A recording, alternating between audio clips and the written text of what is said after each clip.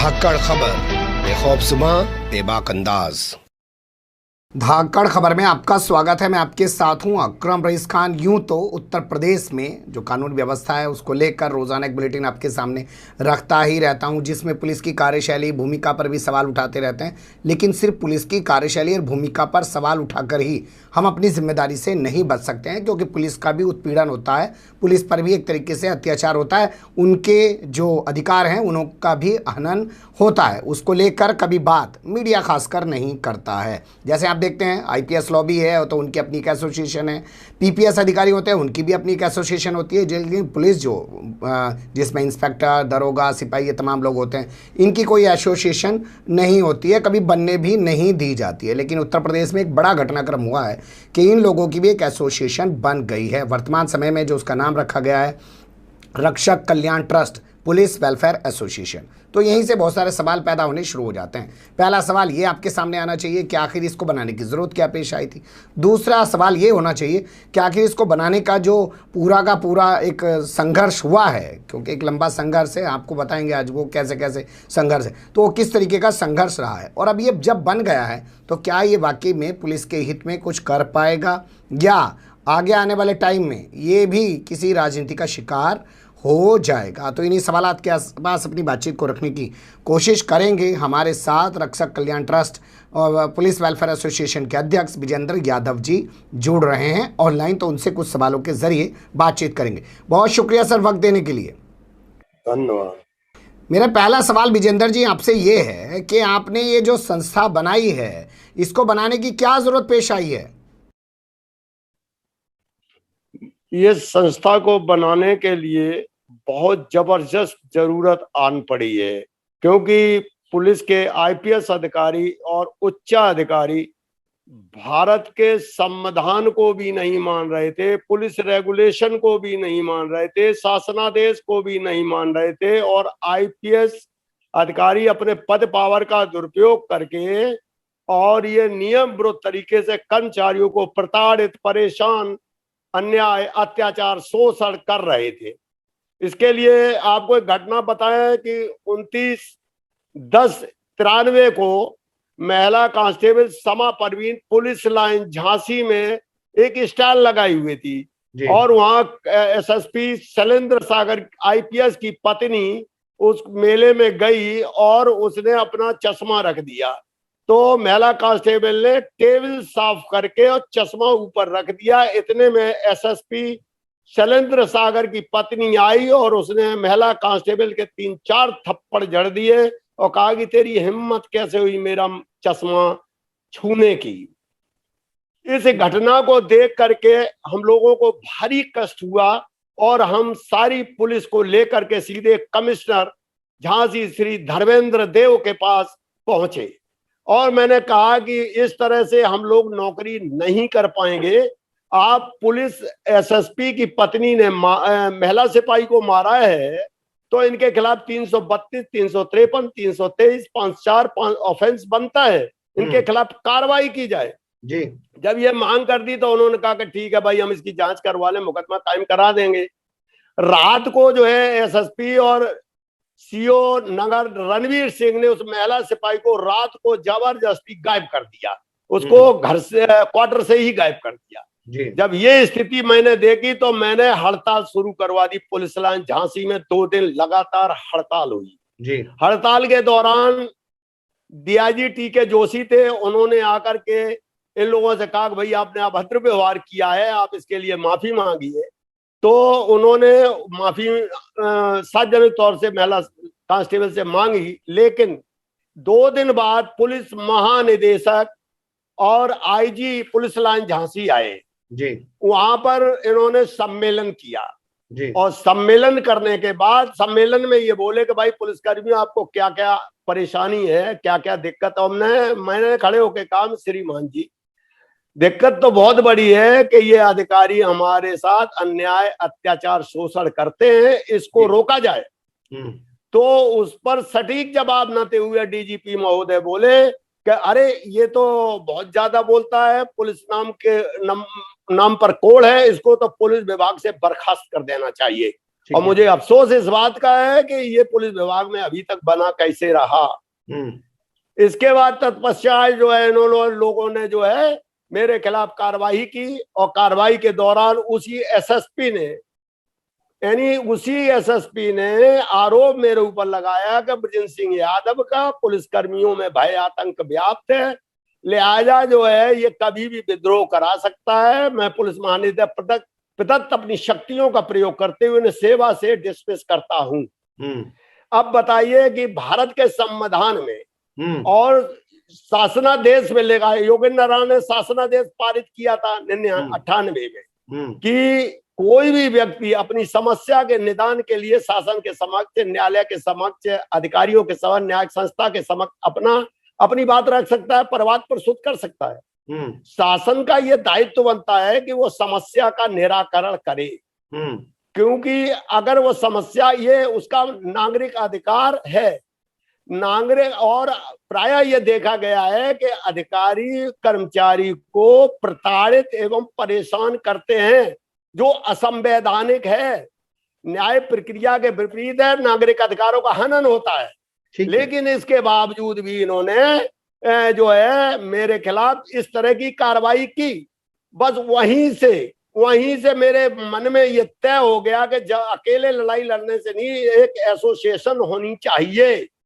ठीक है, आपने बताया कि 1993 का एक घटनाक्रम जो झांसी में घटा शमा परवीन के साथ, उसके बाद जो हालात पैदा हुए उसने आपको विवश कर दिया कि एक एसोसिएशन, एक संस्था बनानी बेहद ज़रूरी है और अकेले लड़ाई नहीं लड़ी जा सकती। लेकिन अभी तक की जो बातचीत आपने सामने रखी उससे दो सवाल पैदा हुए मेरे जहन में।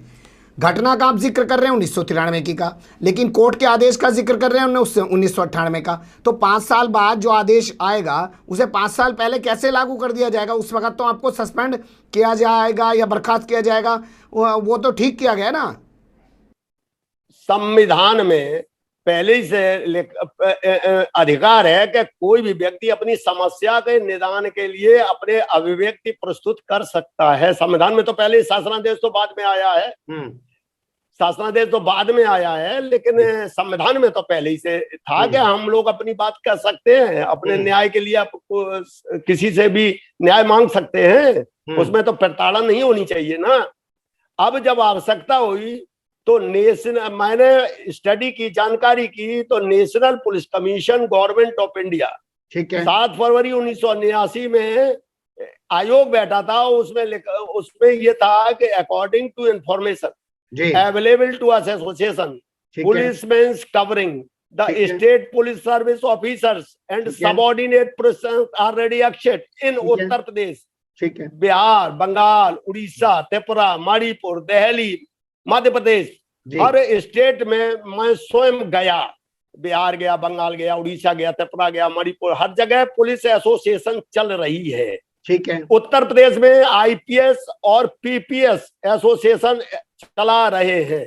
तो भारत का संविधान राइट टू इक्विवेलेंट, एक समान अधिकार के साथ, मैंने माननीय उच्च न्यायालय इलाहाबाद की खंडपीठ लखनऊ में एक याचिका दायर की जिसका नंबर है 5350/1993। ठीक है। और उसमें माननीय एसएस आईएस माथुर साहब ने जजमेंट पास किया कि why the director general of police appropriate action taken by him with month proceeding relating registration society में be completed by the registrar according to the law with 1 month reply the director general of police. ठीक है।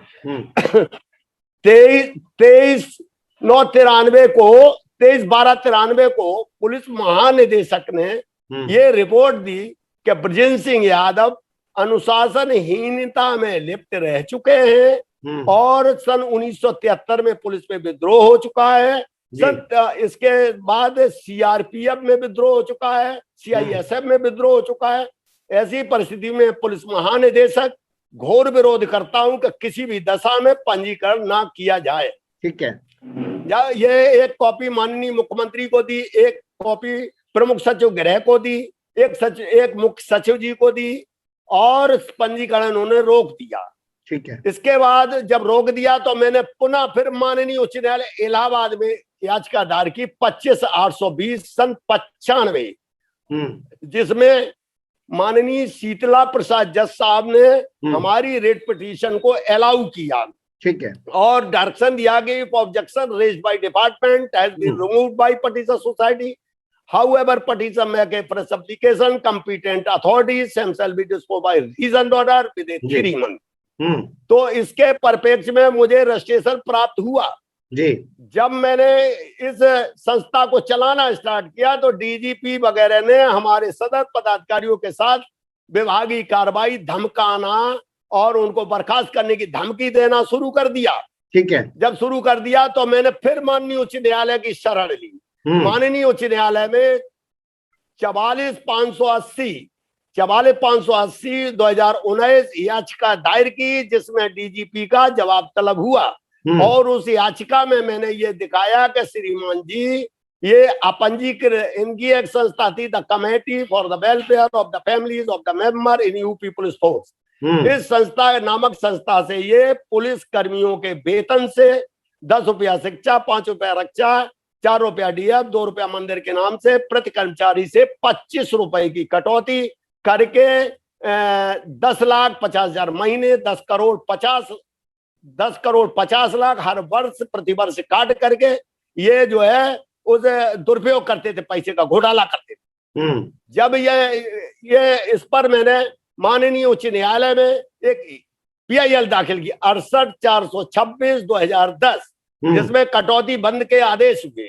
जब कटौती बंद के आदेश हुए तो मैंने इनके डीजीपी ब्रजलाल और क्या नाम Manoj Kumar IPS, Shakeel Ahmad IPS, Ram Bahadur Singh police अधीक्षक और योगेश शुक्ला प्रभारी निरीक्षक के खिलाफ जेएम गाजीपुर के यहाँ वाद नंबर 533/2010 दाखिल कर दिया। ठीक है। माननीय जेएम गाजीपुर ने इनके खिलाफ मुकदमा पंजीकृत के आदेश कर दिए। ठीक है। अब इनके मुकदमा पंजीकृत के जब इनके आदेश हो गए तो इन्होंने जो है फिर अपने लिए भागे हाईकोर्ट ने इनकी याचिका निरस्त कर दी, कहा कि पहले कोर्ट मुकदमा दायर करके आइए। ठीक है। इसके बाद ये सुप्रीम कोर्ट गए, सुप्रीम कोर्ट ने भी इनकी खारिज कर दी। तत्पश्चात ये मुकदमा 2019 में मतलब जो है पंजीकृत हुआ है, इसकी विवेचना चल रही है। 5 अरब 25 करोड़ का इन्होंने घोटाला किया। इस तरह से जब डीजीपी का जवाब तलब करा दिया, फिर इन्होंने अभी ताजा अवस्थी जी हैं जो डीजीपी, इन्होंने फिर संस्था को अवैध करके और हमारी जो है ख्याति, संस्था की ख्याति को हानि पहुंचाने का कार्य किया है। इनके खिलाफ भी मैंने याचिका दायर कर दी, इनका भी जवाब तलब हो गया है। तो इस तरह से संस्था ये बनी, लेकिन ये अधिकारी फिर भी ये अधिकारी जो है अपने पद पावर का दुरुपयोग कर रहे हैं, IPS आचरण नियमावली का दुरुपयोग कर रहे हैं। अब आइए ये लोग जो है इसके बाद ये समझ लीजिए कि भारत के संविधान अनुच्छेद 14 में राइट टू इक्वल समान न्याय पाने का अधिकार है, सभी को है, हर व्यक्ति को है। लेकिन उत्तर प्रदेश का पूरे हिंदुस्तान में चाहे वो पुलिस हो, PSC हो, PRD हो, होमगार्ड हो, CISF हो, ITB हो, CRP हो, हर जगह हर अधिकारी अपने पद पावर का दुरुपयोग करता है और इनको समान न्याय नहीं देते हैं। जैसे किसी कर्मचारियों के खिलाफ यदि मुकदमा कायम हो जाता है तो यह कर्मचारी को तत्काल प्रभाव से निलंबित कर देते हैं और दीर्घ समय के लिए निलंबित कर देते हैं, जबकि पुलिस रेगुलेशन में 496 दीर्घ काल के लिए निलंबन गलत है, क्योंकि इससे कर्मचारी के प्रतिकूल प्रभाव पड़ता है। और दूसरी तरफ जब कर्मचारी अगर सेवानिवृत्त हो जाता है तो वो कर्मचारी की पेंशन रोक दी जाती है, ग्रेच्युटी रोक दी जाती है, जबकि इसमें माननीय सुप्रीम कोर्ट ने भी आदेश किया है कि क्रिमिनल प्रोसीडिंग डिपार्टमेंटल इंक्वायरी अगर कोई है तो उनकी पेंशन को नहीं रोका जा सकता, ग्रेच्युटी नहीं रोका जा सकता, लेकिन ये लोग रोक लेते हैं।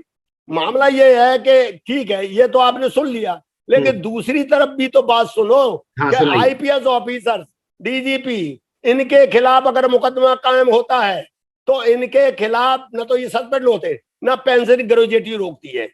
मैंने IPS मनोज कुमार, IPS शकील अहमद, उप पुलिस अधीक्षक, उनके खिलाफ ये मुकदमा पंजीकृत कराया धारा 168, 120B, 420 का, तो इसमें ना तो इन्हें सस्पेंड किया गया। अब इसमें डीजीपी ब्रजलाल जो इस समय राज्यसभा मेंबर है भाजपा के जी, इनकी भी पेंशन रोकनी चाहिए। इन पे तो 5 अरब 25 करोड़ की वसूली भी हो सकती है आगे चल करके। तो इनकी पेंशन क्यों नहीं रोकी गई? तो भारत के अनुच्छेद 14 के एक समान न्याय पाने के राइट टू इक्वालिटी के तहत हम लोगों को भी अधिकार है कि हम एक समान न्याय पाए, लेकिन ये लोग एक समान न्याय नहीं दे रहे हैं। ठीक है, आपकी बात सुनी, आपने पूरे विस्तार से अपनी बात रखी। मैंने आपको वक्त दिया था कि तमाम चीजें आप रख सके, उसके बाद कुछ सवाल जवाब हूं। पहला सवाल यहाँ पैदा होता है कि आपने जो मुकदमा दर्ज कराया उसकी जांच कौन सी टीम कर रही है और कहाँ की पुलिस, कौन से अधिकारी कर रहे हैं? उसकी जांच कोतवाली के एसएसआई उदय शंकर मिश्रा कर रहे हैं, लेकिन उसके संबंध में मैंने माननीय उच्च न्यायालय में सीबीआई के लिए याचिका दायर कर रखी है। कोरोना काल की वजह से वो याचिका अभी प्रस्तुत नहीं हुई है, क्योंकि इसकी जांच तो सीबीआई वगैरह से होनी चाहिए। अंडर सब इंस्पेक्टर से क्या न्याय देगा, वो क्या जांच करेगा?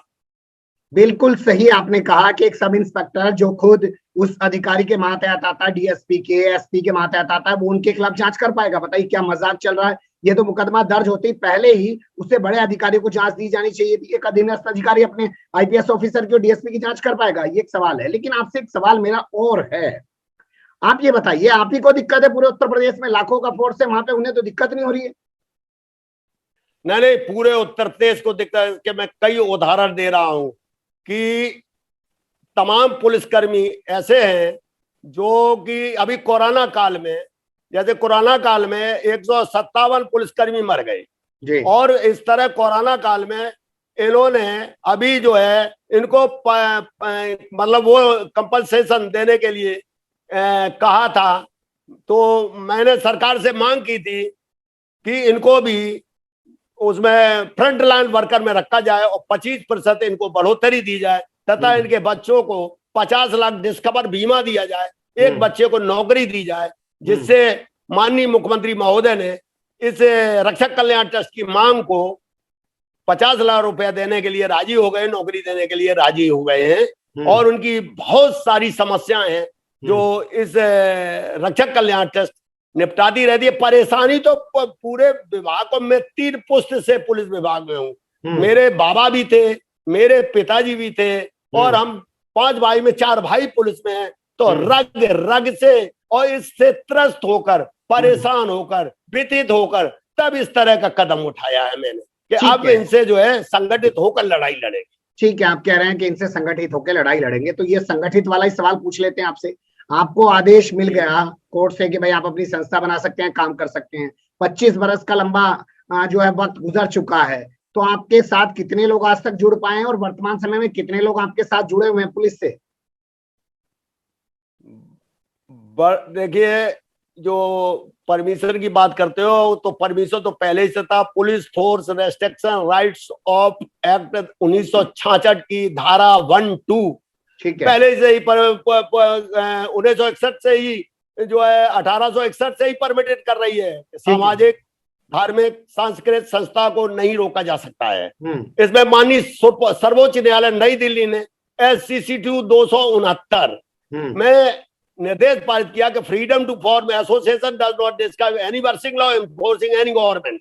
कोई गवर्नमेंट जो है वेलफेयर संस्था को चलाने से नहीं रोक सकती है, क्योंकि ये वेलफेयर कार्य है, सामाजिक कार्य है, परिवार की वेलफेयर का कार्य है। तो इसको रोकने का ना भारत के संविधान में कोई प्रावधान है, ना पुलिस एक्ट में कोई प्रावधान है, ना कोई ऐसा नियम नहीं है जो इसे रोका जा सके। ठीक है, मैंने मान लिया कि इसको नहीं रोका जा सकता, लेकिन मेरा सवाल ये है, जब आपने संगठन बना लिया, संस्था का नाम रख लिया, तो उस वक्त आपके साथ कितने लोग जुड़े? 25 साल में कितने लोग जुड़े रहे और वर्तमान समय में क्या स्थिति है? वर्तमान समय में मेरे पास 12,000 साढ़े 12,000 तो जुड़े हुए हैं ऐप से, और रक्षक कल्याण ट्रस्ट के उस पे जो वेबसाइट पे जुड़े हुए हैं करीब 22,000। इसके बाद हमारी जो है टेलीग्राम पे जुड़े हुए हैं लगभग 8,000, और इस तरह से हमारे व्हाट्सएपों पे जुड़े हुए हैं करीब 12,000। लगभग 50,000 से ऊपर जुड़ा हुआ है यार। नहीं, जो 50,000 हैं ये लोग, ये क्या सारे पुलिस वाले हैं? क्योंकि आप जिस तरीके के सोशल मीडिया अकाउंट्स की बात कर रहे हैं, वहां पे तो कोई और भी आगे जुड़ सकता है। नहीं नहीं, ऐसा है कि इसमें जो है पुलिस कर्मी है, पुलिस परिवारीजन है और बुद्धिजीवी वर्ग के लोग भी हैं। जैसे पुलिस एसोसिएशन में डॉक्टर, वकील और भी बुद्धिजीवी वर्ग के जो संगठन चलाने की वो योग्यता रखते हैं और ऐसे लोग भी संगठन से जुड़े हुए हैं। ठीक है, आप पे एनएसए क्यों लगाया गया था अभी? हाँ, यही तो बात है कि इस एनएसए हमको इसलिए लगाया गया था क्योंकि जो विवेक हत्याकांड हुआ था उसमें इन्होंने विवेक की पत्नी को 50 लाख रुपया दिया और उसकी पत्नी को गस्टेड ऑफिसर की नौकरी दी। ठीक है। तो हमारे पुलिस विभाग में बहुत से कर्मचारी हैं, सिपाही हैं, दरोगा हैं, इंस्पेक्टर हैं, वो मुठभेड़ में या आतंकवादी गतिविधि में मारे गए हैं और मारे जाते हैं। तो मैंने कहा कि इनको भी 50 लाख रुपया दिया जाए और इनके बच्चों को भी गस्टेड ऑफिसर की नौकरी दी जाए। और अगर आप लोग सरकार द्वारा सुनाई नहीं की जाएगी तो रक्षक कल्याण ट्रस्ट पुलिस वेलफेयर एसोसिएशन इसका विरोध करेगी। बस इतनी सी बात पर इन्होंने धोखे से हमको बनारस में गया हुआ था, गाजीपुर जा रहा था अपनी पेंशन के संबंध में, तो वहां इंस्पेक्टर साहब मिले और उन्होंने कहा गया अरे साहब अध्यक्ष जी नमस्कार, और इस तरह से भ्रमित करके चाय वाय पिला के और सीधे हमको चौका घाट के गेट पे खड़ा कर दिया। हम यहाँ क्यों ले आए? तो उसने कहा कि भाई हम नौकरी कर रहे हैं, आप हमारे भी अध्यक्ष हो, 2 मिनट के लिए अंदर चले जाओ। हम 151 का चालान लेके आए, 151। तो हमने कहा लाइए हम मुचल का भरवाई देते हैं। बोले ठीक है, हम एसडीएम साहब को बुला रहे हैं। और बुला करके एसडीएम साहब ने हाथ जोड़ के कहा अध्यक्ष जी मुझे ऊपर से बहुत बड़ा दबाव है, मैं आपसे रिक्वेस्ट करती हूँ 2 दिन के लिए जेल चले जाओ। तो हम कही ऐसी अगर बात है कोई बात नहीं है। इसके बाद 2 दिन बाद पता लगा कि हमारे खिलाफ रासुका लगा दी। इस तरह से, जबकि कोई अपराध नहीं, 60 साल में नौकरी की, कोई वो नहीं है। लेकिन यहाँ के मुख्यमंत्री के पास तो एक मच्छर मारने से लेकर के डायनासोर तक मारने का एक ही हथियार है इनके पास, वो है एनएसए। इन्होंने माननीय मुख्यमंत्री महोदय गोरखपुर में एक पुलिस परिवार का लड़का था, वो इनके साथ जुड़ा हुआ था, लगा रहता था, और भाजपा ने टिकट नहीं दिया, इन्होंने टिकट नहीं दी उसको, वो लड़ गया इलेक्शन, उसको रासुका लगा के उठाए, लखनऊ बंद कर दिया। इस तरह की कार्यशैलियां करते हैं।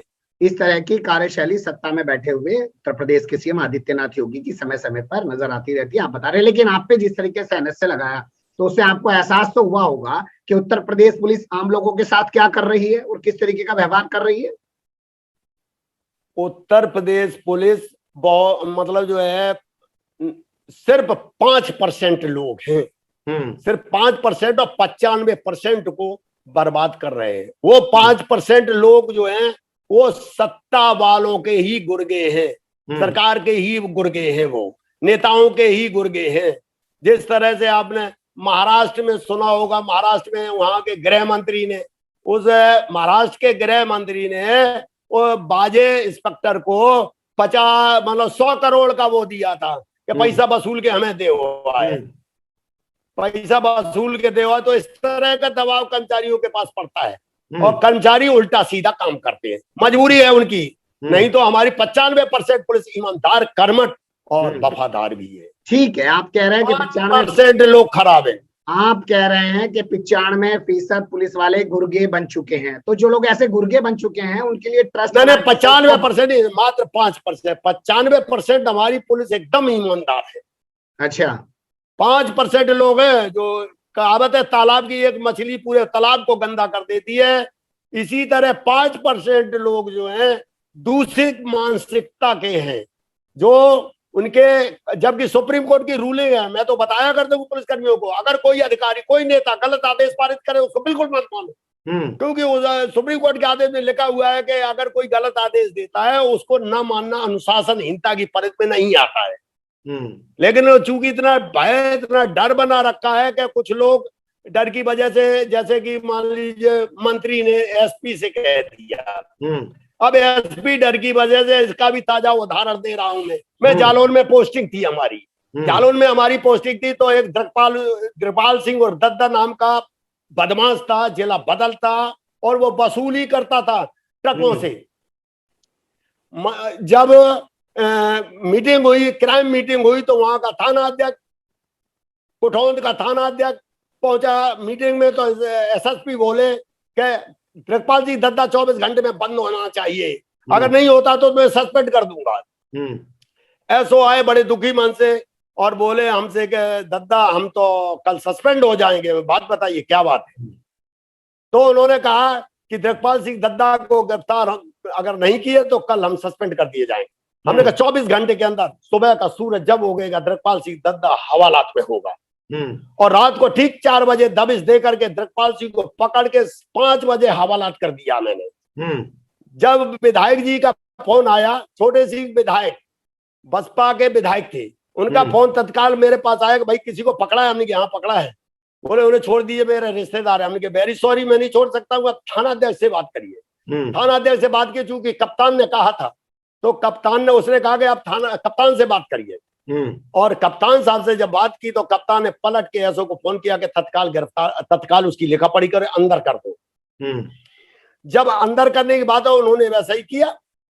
इसके बाद जब दबाव कप्तान के ऊपर पड़ा, जो प्रमुख सचिव गृह थे उस समय, उन्होंने दबाव डाला इनके ऊपर, कप्तान के ऊपर। कप्तान अपनी बात से पलट गए और उठा के एसओ को लाइन हाजिर कर दिया। जब कर दिया तो विधायक से वहां के लोगों ने कहा कि असली जो इसका जो वो है करता धरता विपिन सिंह यादव है। तो इन्होंने जो है एडिशनल एसपी राकेश शंकर ने मुझे भी लाइन हाजिर कर दिया। जबकि 15 दिन हुए थे, हमको वहां 2 महीने हुए थे। तो मैंने उनसे कहा कि श्रीमान जी, पुलिस रेगुलेशन पैरा 524 के मुताबिक बगैर गुड रीजन के 3 साल से पहले स्थानांतरण नहीं होता, क्या कारण है 2 महीने के बाद आपने मेरा स्थानांतरण कर दिया? मैंने तो बदमाश को पकड़ा था, आप इनाम देने के बजाय आप हमको पनिश कर रहे, हमारा मनोबल गिरा रहे। जी, ठीक है, आपने इस घटना का जिक्र किया, इससे 2 सवाल मेरे जहन में पैदा होते हैं। यानी कि अगर आप चाहते तो इसे दत्ता बदमाश को एसपी की फटकार से पहले भी पकड़ सकते थे, लेकिन आपने एसपी की फटकार के बाद पकड़ा, तो यानी कि आप लोग भी दबाव में ही काम करते हैं? नहीं श्रीमान जी, वहां की पुलिस कर रही हो ये दबाव में, एसओ कर रहे हो ये दबाव में। दरोगा हमारे 20 दिन पहले 25 दिन पहले पोस्टिंग हुई थी, मुझे कोई जानकारी नहीं थी। अगर मुझे जानकारी होती, मैं अपनी सर्विस काल में किसी को नहीं दबाऊं। चित्रकूट में हमारी पोस्टिंग थी, वहां पर जो है कैबिनेट मंत्री थे पटेल, आर के पटेल कैबिनेट मिनिस्टर थे। इनके गांव में मैं गया, गांव में इनके चाचा, इनके भैया परिवार के सब जो है तालाब के किनारे गांजा बोए हुए थे। जब गांजा बोए हुए थे तो मैं पहुंचा, तो वहां के चौकीदार ने बताया, तो हमने कहा ठीक है कटवा लो। और इनके चाचा और भैया को पकड़ के थाने ले आए, कोतवाली ले आए, ट्रैक्टर भी ले आए, माल भी ले आए। अब एसएसपी ने तत्काल कहा उसको ट्रैक्टर को भी छोड़ दिया, मुलजिमों को भी छोड़ दिया, और हमसे हमारे पास एडिशनल एसपी आएगा तुमको सस्पेंड कर दिया जाएगा। हमने कहाँ पंगा ले लिया है। हाँ, इससे पहले आर के पटेल मंत्री जी का मेरे पास फोन आया कि आप मेरे गांव गए थे। हमने श्रीमान जी गए थे, बोले अगर मैं होता तो तुम्हें बहुत पिटवाता वहां। तो हमने श्रीमान जी एक काम करिए, आप कोतवाली खत्म करा दिए, पुलिस रहेगी नहीं, तुम्हारे गांव जाएगी नहीं जी। अब इतनी देर में एडिशनल एसपी वहां के आते हैं और कहते हैं तुमको सस्पेंड कर दिया जाएगा। हमने जरा रुको 2 मिनट, हमने तुरंत इस्तीफा लेकर करके उनको पकड़ा दिया। हमने कि अब हम राजनीति करेंगे और राजनीति करके यही खिलाफ इलेक्शन लड़ेंगे, अब तुम मेरा क्या कर लोगे बताइए। तो ये चले गए। खैर हमारा उसमें कुछ हुआ नहीं, हमारा सस्पेंड भी नहीं किया, हमारी कार्रवाई हमारे खिलाफ नहीं हुई थी इन्होंने। तो मैं कहना चाहता हूँ, ये इतने दबाव में रहते हैं अधिकारी, और दबाव के अनुसार उल्टा सीधा पॉलिटिकल जो है दबाव दे करके कर्मचारियों को भी प्रताड़ित करते हैं, परेशान करते हैं, दंडित करते हैं जी। आप तो कह रहे हैं कि आईपीएस ऑफिसर जो है दबाव में रहते हैं और उसके चलते वो अपने पुलिस जो अधिकारी कर्मचारी हैं उनको भी प्रताड़ित करते रहते हैं, लेकिन ऐसा नहीं है कि सारे पुलिस अधिकारी कर्मचारी जो हैं वो भले हैं। वो आईपीएसओ की नाक में भी पानी चढ़ाए रखते हैं, उनका भी जीना दुभर किए रखते हैं अपने भ्रष्टाचार की वजह से, अपने कारनामों की वजह से। लेकिन मैं आखिर में आना चाहता हूं क्योंकि खबर बहुत लंबी हो जाएगी, वक्त उतना होता नहीं है, फिर आपसे जुड़ने की कोशिश करेंगे। आप राजनीति करने की बात कर रहे हैं, तो क्या आप राजनीति करने जा रहे हैं? कोई राजनीतिक पार्टी भी बना रहे हैं?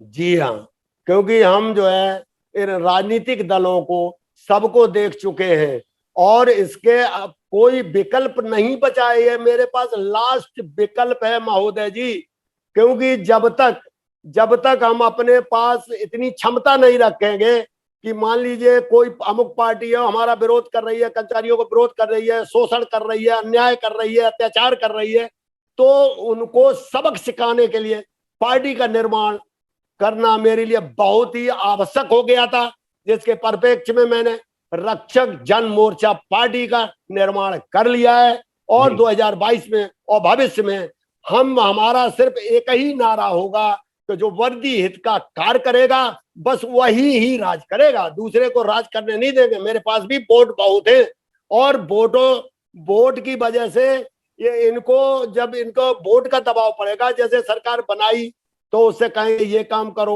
और सरकार अगर जो विरोध करेगा उसको गिराने की भी क्षमता रखते हैं। जी जी जी, आपकी बात मैं समझ चुका हूं। अब वर्दी वाले कह रहे हैं अपनी एक राजनीतिक पार्टी बनाएंगे, कल को टीचर कहेंगे हम अपनी एक राजनीतिक पार्टी बनाएंगे, फिर कल को कोई और किसी विभाग के लोग खड़े हो जाएंगे, वो कहेंगे हमारी कोई सुन नहीं रहा, हम अपनी राजनीतिक पार्टी बनाएंगे। ये क्या करने जा रहे हैं आप देश के अंदर?